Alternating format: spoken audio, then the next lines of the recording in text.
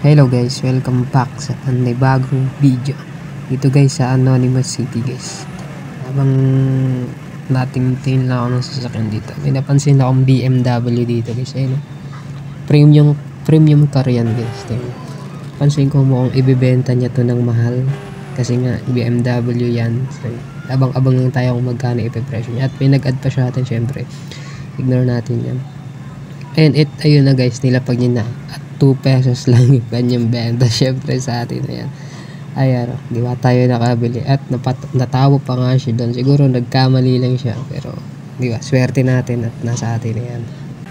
At dito guys, habang nag-iikot-ikot ako, nakita ko si Arabo guys. Ang ganda ng sasakyan Terani. Kaya sinakyan ko to at itatakas na natin to guys. Tatakas natin sa kanya to. At yan, nilak niya pa guys. Nilak niya pa. Syempre, bubuksan pa rin natin yan. Napapa-under pa din natin yan. Itatakas natin yung black Ferrari ni Arabo guys. Siyempre yan, sisirain muna natin yan bago natin ibalik guys. Paparampahin natin yan. Dito paparampahin natin yan dito guys. Sira guys.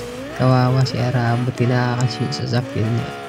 Pero guys, napakalayo ko na dun sa pwesto ni Arabo guys. Kaya yan.